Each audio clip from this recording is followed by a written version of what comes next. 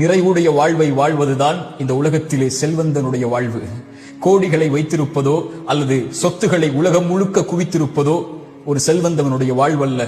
இந்த உலக வாழ்வில் வாழும் போதும் மரணிக்கும் போதும் நிம்மதியோடு அல்லாஹ் கொடுத்ததை கொண்டு திருப்தி அடைந்து அல்லாஹ்வின் மீது நல்லெண்ணத்தோடு குறைவுபடாமல், யா அல்லாஹ் எனக்கு நீ எந்த குறைவும் எதிலும் வைக்கவில்லை என்று, அல்லாஹ் எதை கொடுத்தாலும் கொடுக்கவில்லை என்றாலும் திருப்தி அடைந்து வாழக்கூடியவர்களை அல்லாஹ் ரப்புல் ஆலமீன் நேசிக்கிறான்.